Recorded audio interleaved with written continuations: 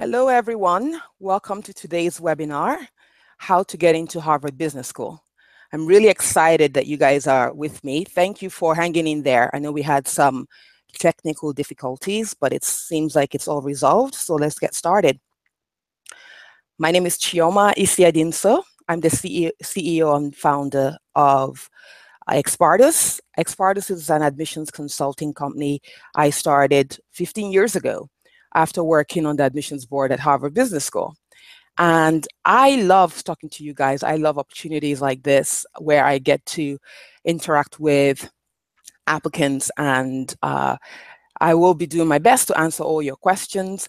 I also want to take this time to thank GMAT Club for organizing this event today, and to thank all of you for joining in. And I encourage you to post your questions as we go through. I'm going to go really fast through the presentation, and then I'm going to save the latter part of our time together for Q&A. So make sure you share all your questions. I'm looking forward to hearing them. So here's what I'm going to be teaching you today. I'm going to share with you how AdCom members, make admission decisions. We'll touch on some mistakes you need to avoid. And then finally, we're going to talk about how you can figure out your unique personal brand and stand out. Getting into schools like Harvard Business School is super competitive. And the good news is, look, the admissions board is made up of individuals, who are passionate about education, passionate about, building a class, finding the most talented students from all over the world. And they're not robots, they're open to hearing your stories. The reality, though, is that you're looking at individuals who are super busy, right? They have just a finite amount of time. They spend about 10 to 15 minutes reviewing the application. When I worked on the admissions board at Harvard, typically you would, go upstairs to the command room and collect your bin of application folders, typically anywhere from 30 to 50 folders, even more in some cases. And you have just, a set amount of time to get through each application, and make recommendations and move on. So you've got to make sure that you cut out all the fat. And when you're applying, you want to make sure you share the most, critical elements to who you are and your brand.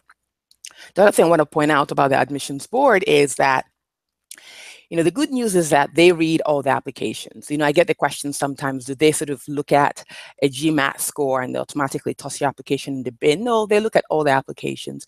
Applications typically get, more than one review. And the most important thing I want to stress when it comes to the admissions board is when they read your application, when they're done, they spend, as I said, 10 to 15 minutes on each of them, max about 20 minutes or so. They're charged with the responsibility to summarize what they've read. So that's what I describe here as the AdCom bottom line. And it's made up of who you are, so who is this applicant I just reviewed? What have they done? And where are they headed? So what are their goals, and are they a good fit for us? Okay, I'm going to say this again. This is super important. When they do their summary, they're looking to capture who the person is, what they've done, and whether they're a good fit in terms of the goals that they have. Okay, and why is this important? You might be wondering, right? Well, this is important because if you don't have a brand, and I'm going to share this example, this is an actual applicant, and if they were reviewed without branding, this is how he would actually come across. The write-up that the admissions board member would do would be something like, Indian private equity guy with strong grades, average GMAT, I think his GMAT was like about 700 or 710, okay leadership, but overall, not a wow, given overrepresented pool. They may add maybe one or two other points, but this is sort of a quick snapshot of what like a summary would look like. Well, and then they would have they'll have the responsibility to rate you, and they'll score you on a scale of anything from like A, B, C, D, or like 1, 2, 3, 4. 1 being like absolutely awesome, we want to see him or her here, or 4 being no way in hell this person's going to get in, right? Quite honestly, most applicants are in the middle. They are mostly like 2 and 3s. very, very few ones, and a ton of people who fall in the 3-4 category. So in this case, if this applicant was reviewed before he had gone through a branding process, he'll probably rate it like a 3. Okay, so academics are okay, but nothing really stands out. Like, there's not really a unique sense of who this person is. And this turned out to be an actual client of EXPARTUS. And when he went through the personal branding system that I created after working on the admissions board at Harvard, one of the things that struck us as he worked with his advisor at EXPARTUS was how incredibly optimistic this guy is. He is a bootstrapper. A bootstrapper is like a term we use in admissions to mean somebody who pulls himself by his bootstraps, like somebody who comes from very humble background, but didn't allow that to limit their progress. So he's someone who's an optimistic Indian bootstrapper, a mold breaker with passion for social investing, who plans to use banking and PE experience to transform his country. Okay, this is how he was positioned in his brand story, and ultimately he got into Harvard. Okay, despite the 710 GMAT, despite all of the other, sort of overrepresentation and all those things, it's really about figuring out, what is your unique story? What stands out about you? Figuring out those things is so critical to getting in. And that's something that we, really own at EXPARTUS. It's the foundation of any strategy we proceed with each applicant. And at the end of our talk today, I'm going to let you know where you can access the EXPARTUS personal branding sheet, some of them, so that you can get started in the process for yourself. Okay. So coming back to Harvard in terms of the pool and diversity, what they look for, you can see, looking at some of these stats, that Harvard really treasures diversity. 42% of the classes women. A quarter of the class is ethnic minorities, 35% is internationals. So they want students from all over the world. They want students from different backgrounds, etc. They typically admit about 11%. That number sometimes changes. I've seen it as low as like maybe 9 or 10%, and as high as about 12%. So this past year it was 11%. The application number this year was 10,000 plus. They haven't gone up to 10,000 in quite a while. So this past year, we saw quite a big jump for Harvard, from 9,600 plus to like 10,351. So you can see, look, it's it was even harder this past year to get in. And I will probably guess that the numbers would probably continue to rise. So what does this mean for you guys? Well, it just reaffirms the importance of making sure, regardless of what your competition looks like, that you focus on your personal brand, particularly when you're looking at a school that's going to reject 89% of the pool. Within that percentage of folks who are rejected, there are a ton of folks who have incredible stories. They just didn't tell it, and hence they didn't get in. They're just relying on the raw data, the GMAT score, their work experience, the sort of superficial stuff to get them in. What happens with that is that there are a lot of, I would say several hundred folks in the pool who have similar numbers, and they can't, decipher, between the two of you guys. So like, you need to be able to like own your uniqueness, and that's essentially what we stress at EXPARTUS. The other thing I want to stress for you guys or highlight is, at the end of the day, Harvard is looking for leadership. They're looking for leaders, and in their language, they describe it as a habit of leadership, right? So they want to know that you have a footprint of taking initiative, raising your hand, standing up, doing something, and I simplify it by saying, as you brainstorm and try to figure out what you want to share about your story, make sure that you don't, jump into writing the essay immediately. Spend 80% of the time doing the introspection. You will find that the bulk of the work will be done, and you'll be able to tease out where your leadership, the best leadership stories come from. So when have you created something, led something, changed or solved something, and no matter how small or big, make sure you really capture everything. And that's part of what the branding worksheet would do, to kind of help you to distill your life story, and capture all of um, the experiences before you then start to prioritize them, so that you don't leave out important things that you underestimate, but actually end up being very important to the admissions board. The other thing I want to stress is that Harvard is also looking for diverse viewpoints, and I get this question a lot, or a statement I should say, where applicants say things like, Chioma, I'm going to tell you the truth. I'm not very different. And I don't have anything unique. I don't see how I can stand out. And everyone has a unique, the same way we have like unique fingerprints or like a unique, DNA. We all have a unique story. Even if you're working at the same firm, your experiences, your projects, even how you've gone about, solving some of the projects that you've been tasked with, can allow you to kind of showcase some of that unique insight and perspective that admissions folks are looking for. Your life story is very, very important. So you can have like 100 people who are engineers, but 5 of them choose to tell very, very unusual stories.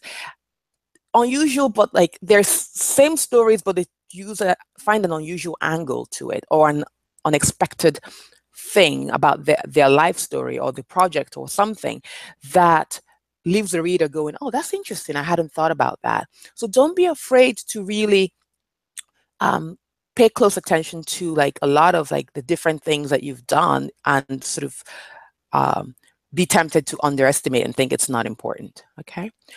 I'm going to just highlight 3 kinds of mistakes, typical mistakes I see applicants make. They're underprepared. I had a conversation recently with a young woman who is comes from a strategy consulting background, and she's going to be reapplying. And I was very surprised when I asked her, why do you think you didn't get in? I didn't see her old application, but I asked the question. She said to me, well, because I did my application like a weekend before the deadline. And I was really shocked, but I really shouldn't be shocked, because I've heard that many times in the past. And I asked her, I said, why? She said, she kept going back and forth, trying to figure out what the unique stuff should be. And ultimately she was like, forget it, I'm just going to do it. And she just, strung a few things together and just submitted. And of course she didn't get in. And so she's going to do it very differently this time around. And I suspect she will be successful. And so, not taking the time to put together a strong application is like one of the biggest mistakes that I see. I also think that one of the quirky mistakes I have also seen is when applicants don't really understand the brand of Harvard, they haven't really done enough research, and they don't understand what Harvard's looking for. So for example, you hear leadership and you start talking about all about like formal leadership titles. I was the president of this society in college. I was on this board, but it's actually less, it's more subtle than that, so it's really figuring out how do you demonstrate in a way that is authentic, that makes the AdCom feel like, what, I believe you. Sometimes you have candidates who are very strong, they have all the numbers, but they come across very differently. They come across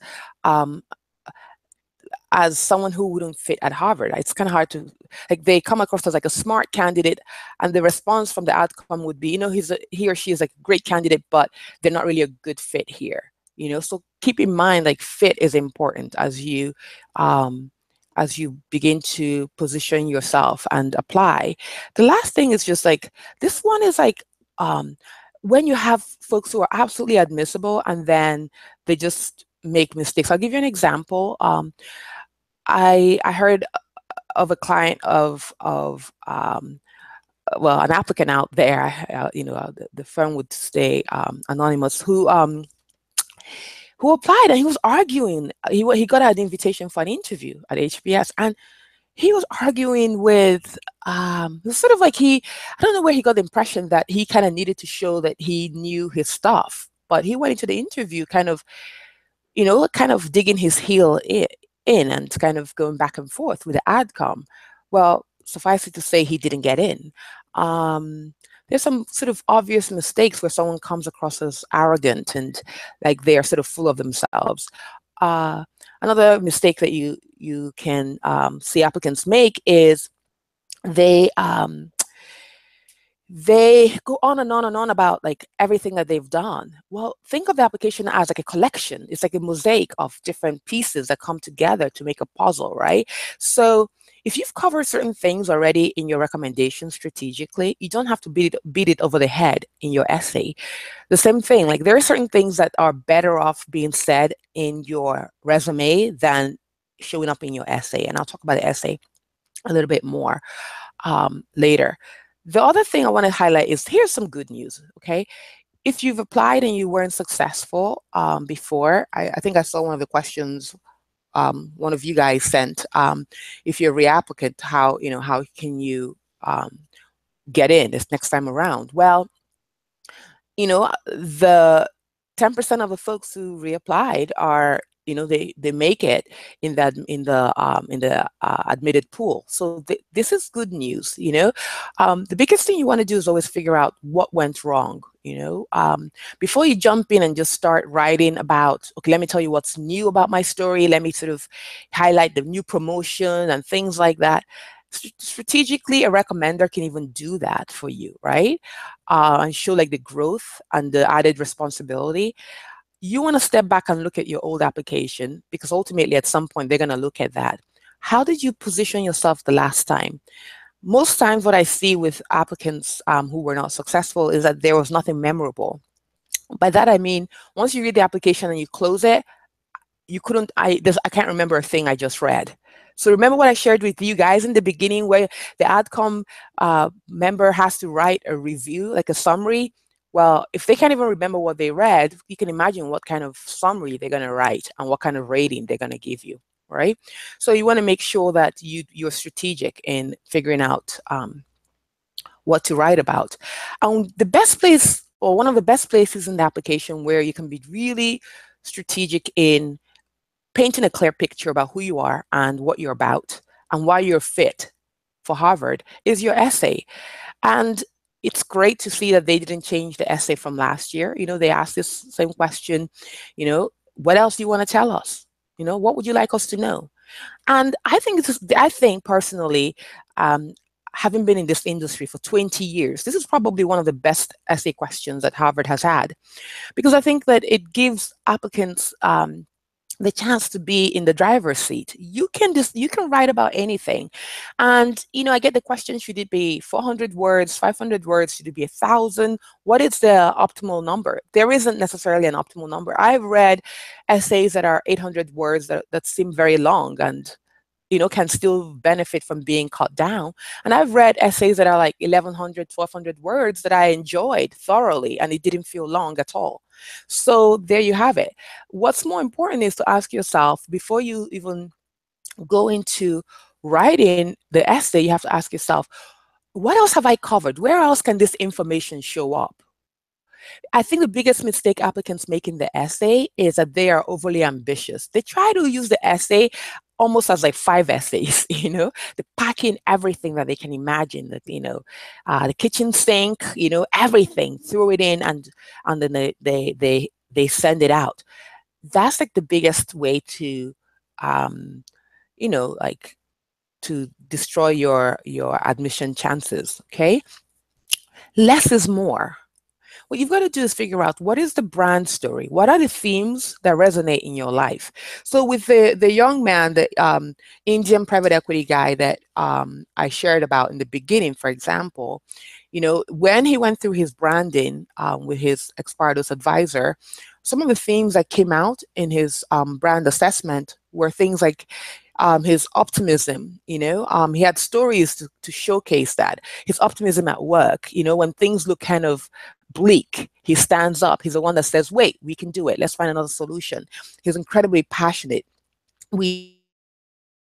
His success was going to come down to showing credibility around this whole social impact mindset. So a lot of people are jumping on the impact investing bandwagon, and we wanted to make sure that his story made sense, that he was truly, like, he had enough evidence to back this up.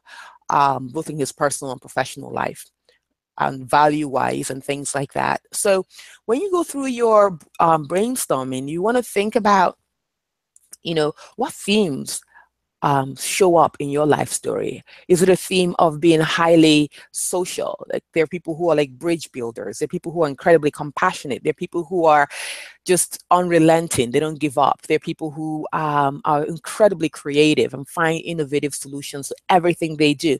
What is your brand story? You need to kind of figure that out first before you start writing, because when you figure out what your brand story is, then you can figure out the best examples academically, professionally, socially, everywhere where there's evidence of that. Then you're much closer. The analogy I use with applicants is I say to them, before you tackle this essay, or any essay for that matter, you've got to make sure you're in the right forest.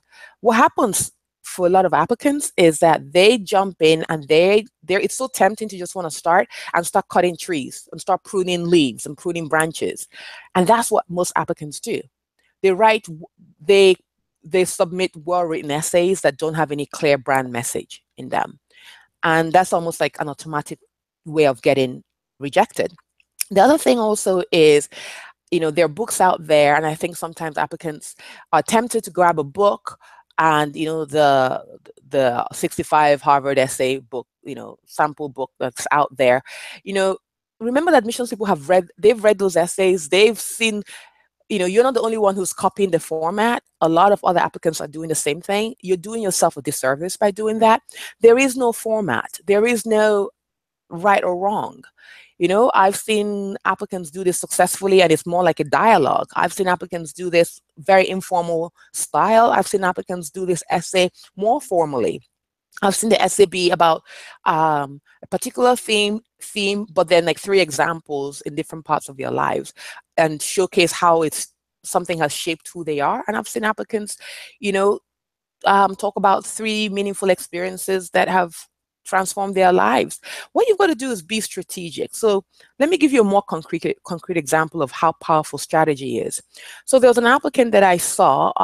He was waitlisted at Harvard, and he came to us having applied on his own, and he was already on the wait list. I looked at his essay, and his essay was well written, but it was absolutely the wrong strategy. I mean, he was someone who he worked for a family business, and he had some pretty big shoes to fill. And he would have been incredibly well served if he had written an essay about a significant failure or a series of failures that he experienced before he kind of came into his own in this family business, because he's actually quite young and he's been thrust into this incredible environment, so that he can actually show some meaty examples that would make it interesting for Harvard. So it wasn't just a look how great I am, look at all the things I've accomplished kind of story, which is essentially how he branded himself. And hence, was still in the waitlist wasteland, as I like to call it. So at the end of the day, you really want to step back and ask yourself, what is the overall strategy here? That is super important. If you get the strategy right, then you're ready to do the essay. You're going to be one step closer to getting the admission offer. Okay. A couple of things about the recommendation letter. A lot of times there's so much written out there, there's so much information out on the forums, and it's so tempting to take it as gospel. People think, oh, you got to use an alum, oh, it's got to be a managing director. We've seen a ton of applicants apply without using alums who have gotten in. You don't necessarily have to have somebody who's an MD or partner, not necessarily. I think what's more important is making sure that you have people who are senior enough that they will be able to add a, sort of a high level perspective and be able to compare you to not just yourself, but to other people that they've seen over time, and to be able to showcase with concrete examples what you've done. So that's why we say the what is as important, if not more important, than who you're choosing to write recommendation letters for you. I've seen folks who are like, oh, I have an alum who loves me, he's gotten so many people into XYZ school. It doesn't work like that. The alum may think he or she has a lot more power than they actually have. Trust me on this. What you've got to do is make sure that before you even ask someone, that you make a list of all potential recommenders and do a pro-con assessment of what each person would say, what you've done with them, and where they will be able to, like, what concrete evidence would they be able to share about you? And then more importantly, what constructive criticism would they be able to give? That's a question that actually trips up a lot of applicants in the process. Make sure you have folks who are going to share the right constructive criticism about you, so that it's not some fluffy example, at the same time it's not one that actually hurts you. Okay. Now, when it comes to the Harvard interview, if you make it to the interview stage, that's exciting. I mean, it means that, you've got about almost a 50-50 chance of getting in on average. And again, it's important to stress that it's on average, because there are some people that it's, I look at their profile, I'm surprised that they actually got an interview. And then there's some folks that I look at their profile and I think it makes absolute sense that they got an interview. It was sort of like a cross your T and dot your I kind of situation. So it really varies. But when it comes to the interviews, they're looking out for interpersonal flags. It's super important. They want to make sure that there's, they're looking for arrogance and, or lack of confidence kinds of issues. They're looking at self-awareness. They give you sometimes questions that are completely open-ended, because they just want to see how you kind of reflect on things, how thoughtful you are. They're also looking at your communication skills, right? Because you're looking at an environment that is primarily case focused, and they need to know that you'll be able to communicate effectively and with confidence. And so these three things make up the interview. And here are just a few examples that of actual interview questions. Why do you want the MBA? How would your colleagues describe you? Again, this is like more of a self-awareness question. You've done a lot quickly. What's the rush? What else do you wish we had asked you? Tell us about yourself. At Harvard, in the interview, expect anything. They can ask you anything, and a lot of times they're just trying to get a read of who you are and whether you're authentic. Are you who you say you are? The last thing they want is they read an application, they get a sense of your brand, and then you come in for an interview and there's incredible disconnect. And I've seen that happen. And when that happens, it doesn't bode well for the applicant. So you want to make sure there's consistency between how you presented your story on paper and how you come across in person. But the Harvard interview is typically 30 minutes, and it's done by the AdCom, and they do a deep dive into your application. Trust me, they've looked at every single thing. When I worked on the admissions board at Harvard, like before every single interview, I go back through the notes, that summary that I talked about that the AdCom person would have written. So you'd have two summaries, the person who read it the first time and the person who read it the second time. Then I'm going to look at questions that have been already highlighted. And maybe I might even have my own questions that will come up during the interview that I would ask as well. And then, of course, after the interview, there will also be another like summary and sort of write-up and a rating of whether you think this person's awesome, they should be admitted, or absolutely no way, or waitlisted. Okay. And I love this Bruce Lee quote, "Simplicity is a key to brilliance." I think this is so apt. And I think sometimes applicants overthink this whole process. They overanalyze it. And how I've seen this happen is I see an applicant who, came up with a brand message, very simple, and they have a clear sense of how they want to tell their story. And they've done it, and then like they panic because it seems too simple, and they're like, no, I kind of want to add some whistles and bells. And then they have like 10 different friends read it, and the 10 different friends give 10 different opinions, and then they're trying to cut and paste and squeeze in all the different feedback that they've received, and of course they derail the application. Simplicity is key. If you spend the time just doing the soul searching, capture everything on paper, and then prioritize, hone in on the brand message, and then outline, and then write, revise, you're going to be good to go, and don't overcomplicate this. I'm also aware of time, so I'm going to go really quickly about the EXPARTUS team. We have amazing folks. I just wanted to highlight these 4 as just examples. I think we have latest number now is like, I think we are at 12 consultants. These guys, Molly's been with EXPARTUS 9 years, Kim, I believe it's 11 or 12 years, Adobe 12 years, Rob 8 years. These guys have been with the team for a long time, tons of experience helping clients get in. And, and very challenging cases, and we don't shy away from that. And we're very blunt, and we'll tell you honestly what we think from the get-go. We use a method, the EXPARTUS personal branding system that I created to really hone in on that. Kim, as an example, I think of a client of hers that she worked with who was a public sector person, and she had worked for like one of the presidential candidates. She had also worked in I don't know if it was the Department of Budget or something in the public sector. But she had done like, her application, she was a reapplicant. She was all over the place, really. And working with Kim helped her to not only brand herself, but to really hone in on exactly what the messaging needed to be. She ended up getting into Harvard.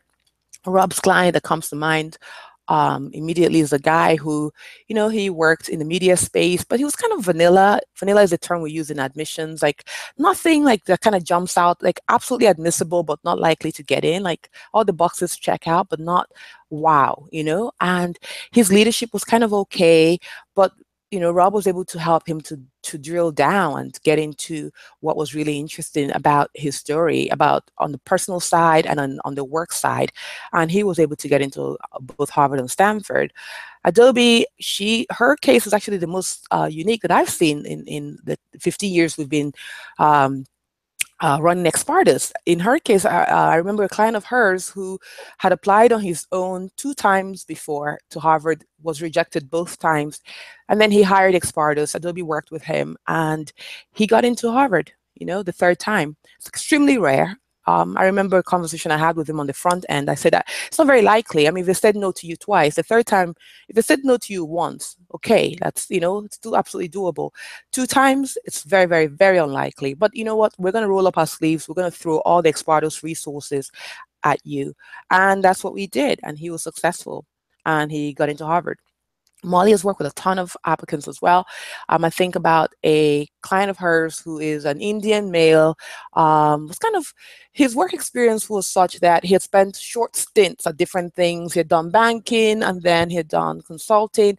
And kind of been a little bit, it was kind of hard to make the case for what his long-term goal was. And his numbers were okay, but not phenomenal. The leadership was, again, okay, and not like a wow. But she worked very carefully and closely with him, and he ended up getting into Harvard, working on a few other schools. So these are just a few examples that just sort of popped out. But at EXPARTUS, we are a boutique firm.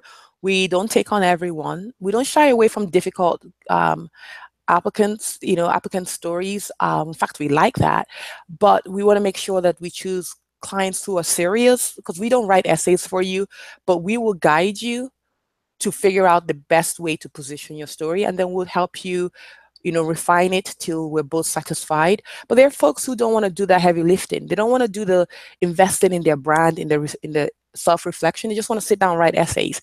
And I tell them, you don't even need to hire a consultant. Have a friend who's a good editor work with you, And EXPARTUS, we're more strategy and then editing than just a simple editing firm, okay?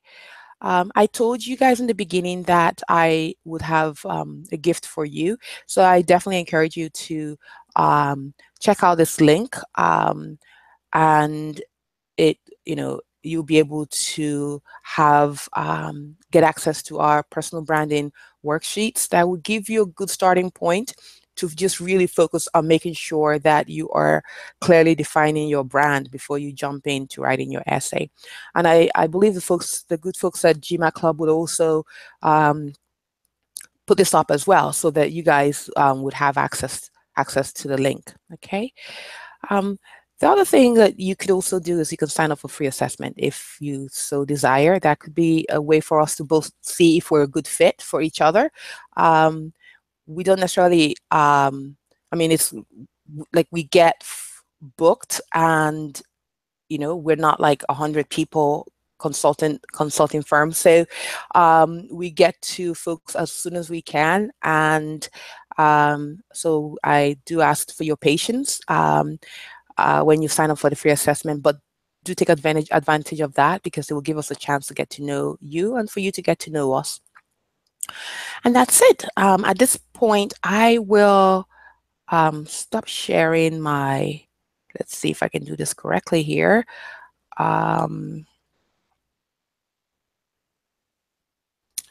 My screen so that we can do Q&As.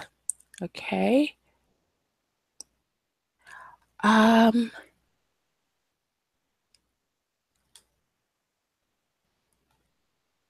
Okay, so I know someone had asked the question about the MPP MBA, someone who's applying as a joint program. You know, what's the best approach to that? When you apply for joint programs, in a way, you kind of raise the bar slightly higher, because you're now saying to the admissions board that your vision and your aspirations are such that you need 2 degrees, and you're going to need to make sure you make a very strong, clear case why you need both degrees, right? Why couldn't you go get an MBA and take some MPP classes, right, for your electives during your second year? That's an option.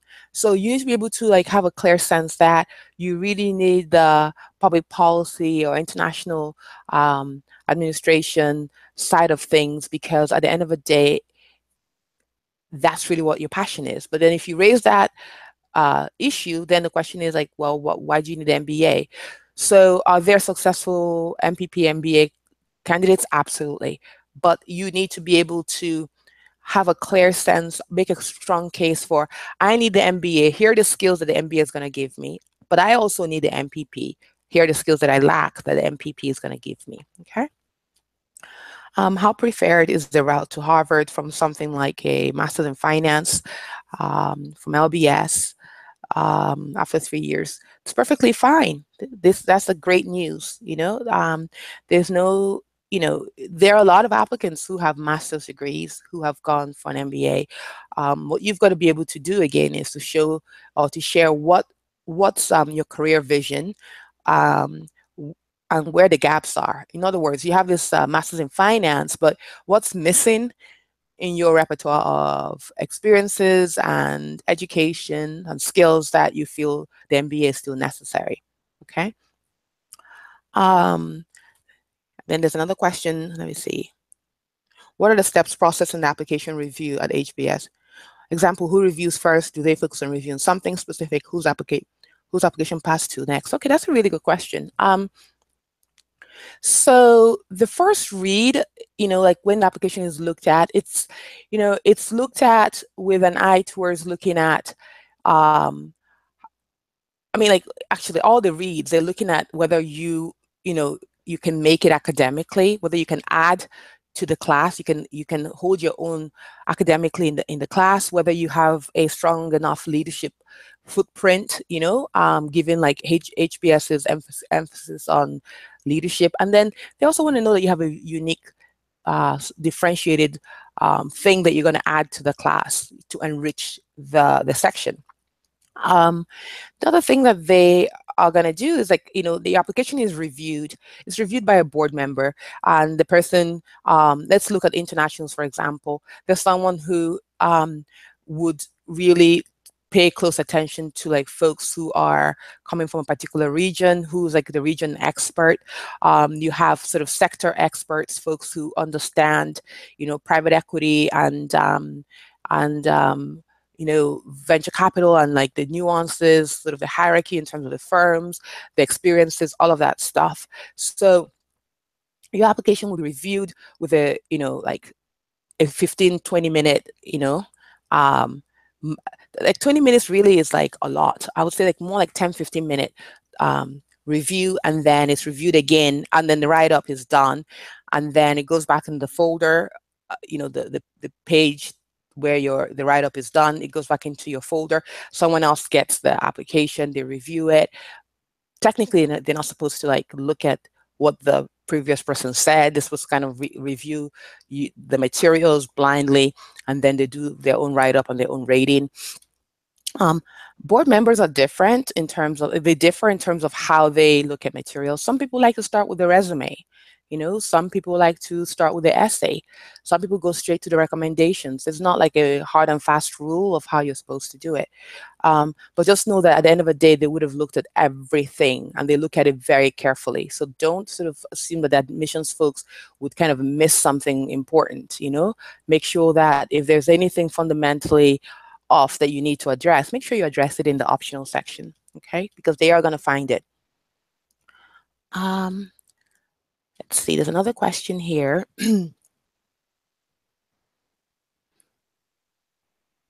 this is a question about someone who's thinking about doing the MBA and doing a Master's in Fine Arts at a film school.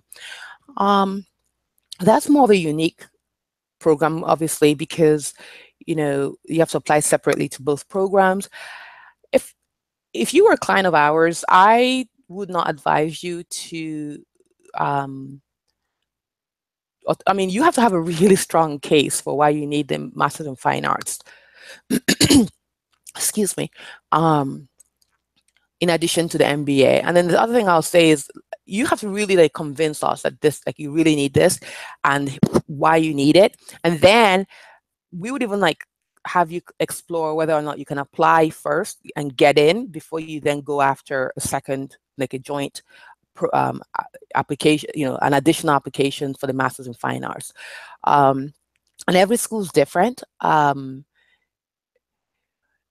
There's always an exception to everything. So there are going to be some cases where it makes sense, but I think for most people who are going to be trying to do very creative things where I want to do this master's in business, but I also want to do this other thing. And if it's not one of the programs that Harvard offers officially as a joint program, then you need to be crystal clear that you need it and that you have a phenomenal profile already, a profile that is more towards a 1, as opposed to something that's going to muddy the waters and raise more questions, which could then lead your application to be waitlisted or even worse. Okay.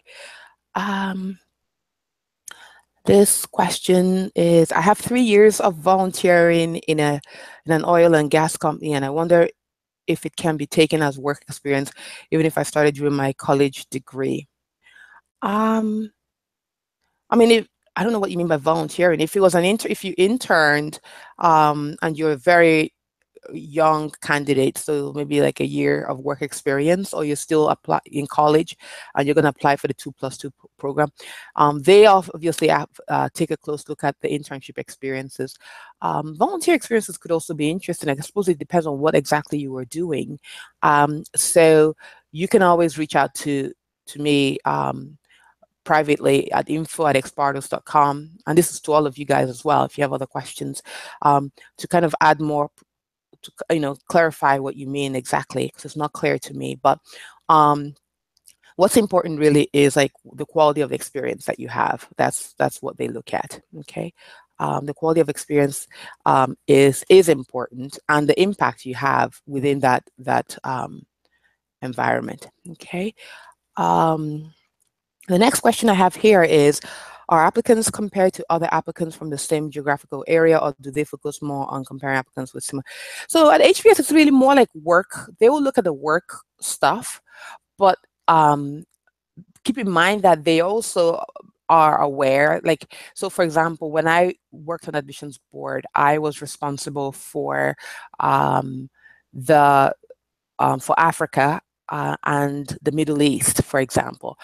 Someone else on the board was responsible for Latin America. Somebody else was responsible for Europe. Somebody else was responsible for Asia. So you see, so because you travel out there, you do the interviews often in that geographic region, so you know a ton. You engage with alumni out there, so you have additional perspective that you bring to bear.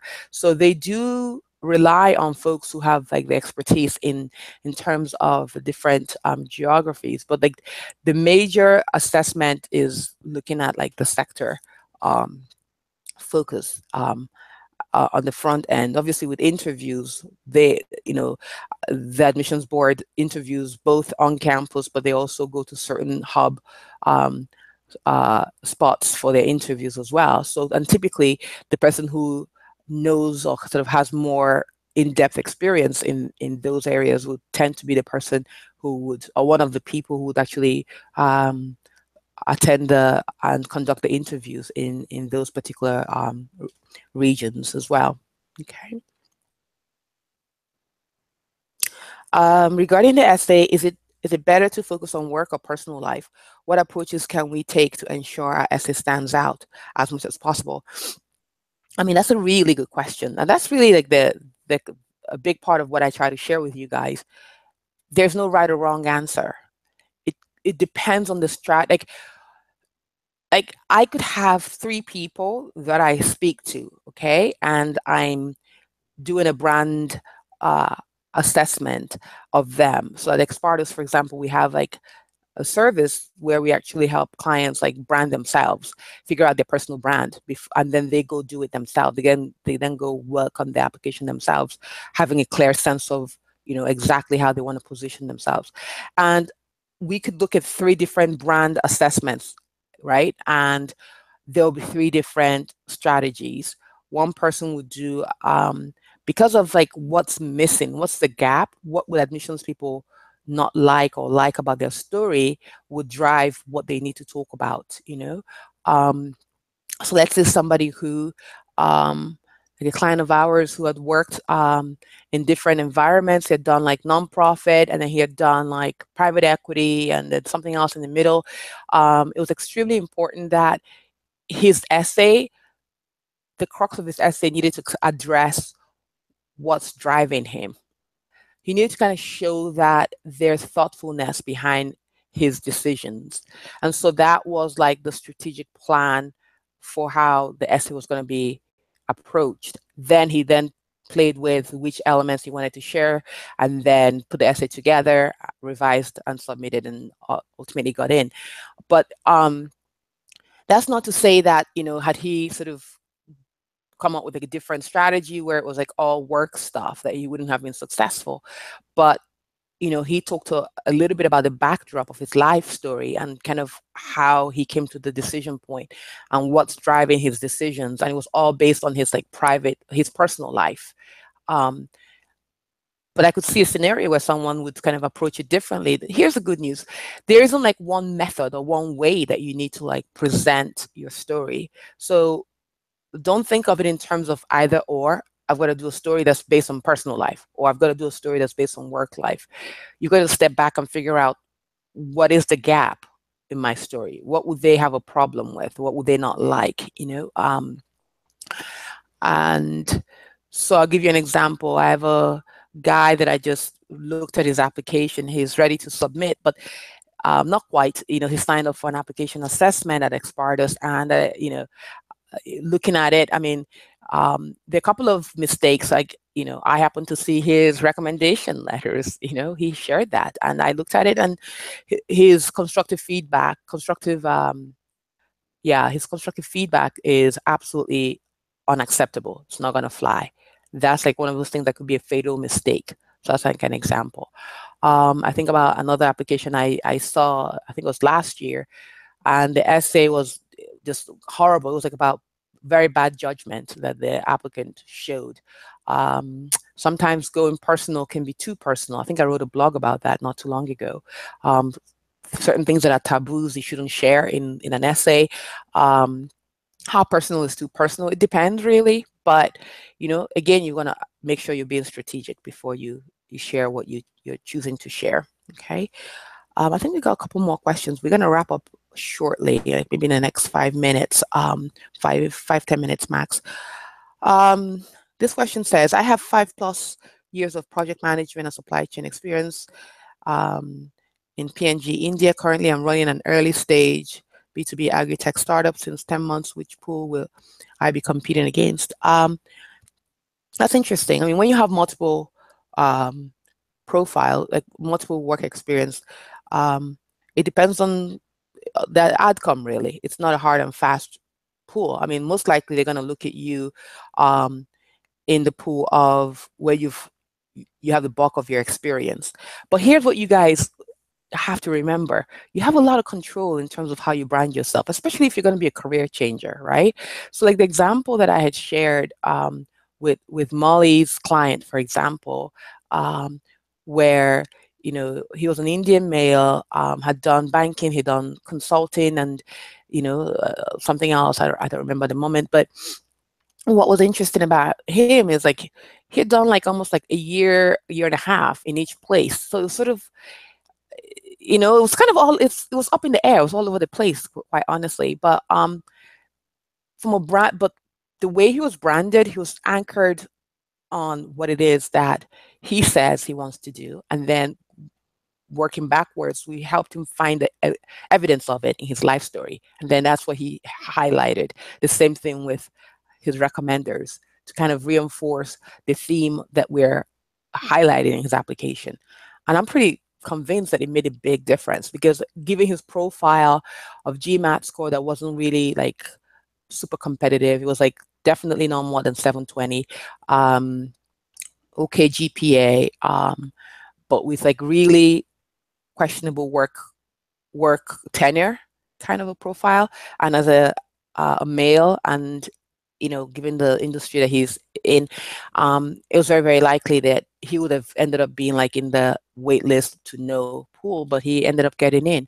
So it depends, so how you position yourself. If let's say you're trying to move into like tech, and that's really how you want to position yourself, then you play up the tech in the story, and look, but you don't kind of discount the achievements you've had in project management and supply chain experience as well.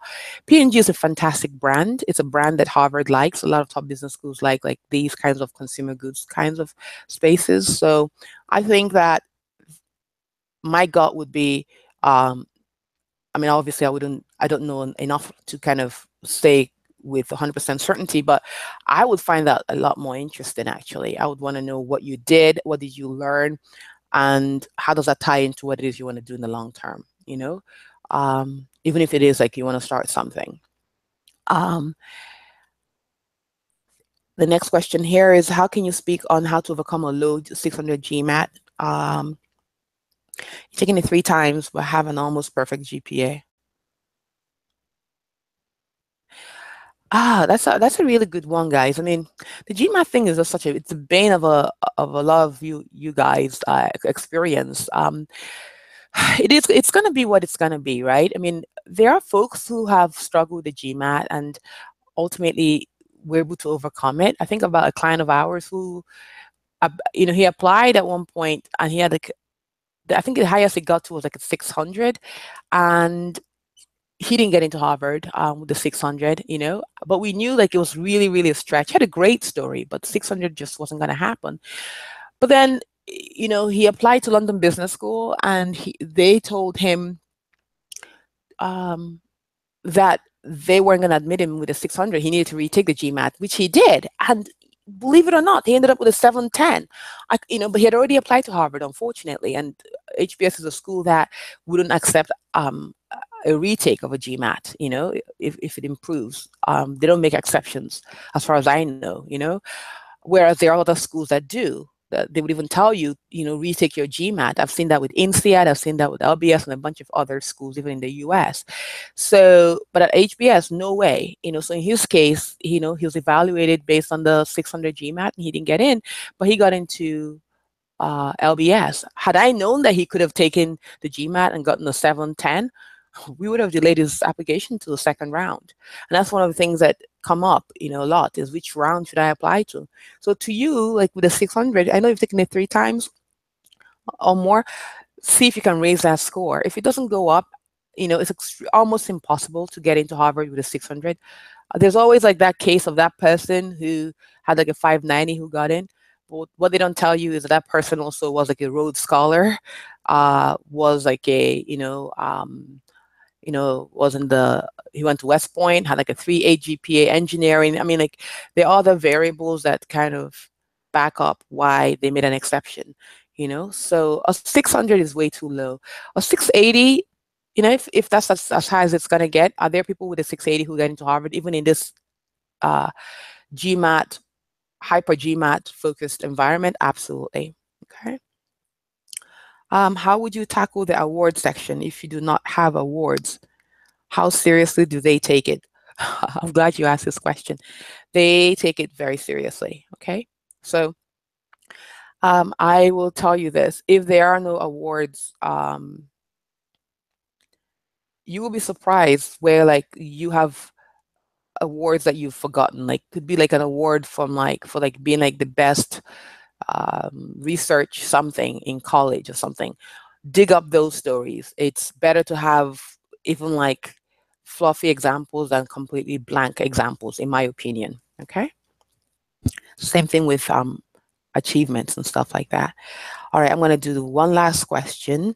I graduated from a medical school in France, 730 GMAT.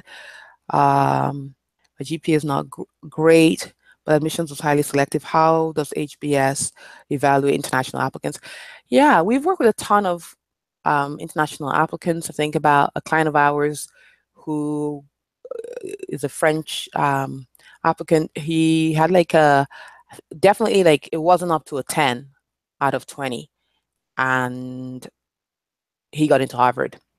So the GMAT is going to help you a lot to some extent.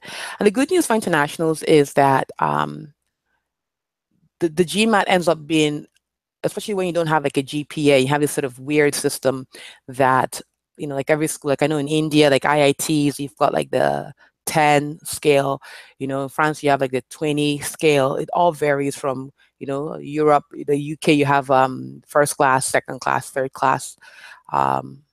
And things like an upper and lower. So the admissions people know all this. That's why they have like region experts, you know, who know the school system, who know like the educational system, the top schools. So if you come to a top school, the reality is, look, you can't change your GPA. It is what it is. It's good that you've got a decent GMAT score. They like doctors, you know, so you got to be able to like articulate why you want to you know, as a doctor, why you want to go to business school. It has to make sense. But it's a relatively powerful brand message that you can convey. Like, you know, like, is it the health management side of medicine? Like, what is it that you're really attracted to? There are quite a few doctors in at HBS, and they do like doctors. So that's definitely a plus for you. I see that some of you are asking for the question about like the branding link. So I'm sure that that will go up on the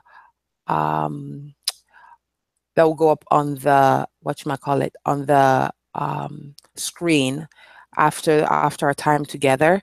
So, and if for some reason you don't get it, just send me an email, info@expartus.com, and we'll make sure that you get that. Okay, I wish all of you all the best. You're invested in yourself, you're worth it, and wish you an incredible future and success with your application. Cheers. Bye.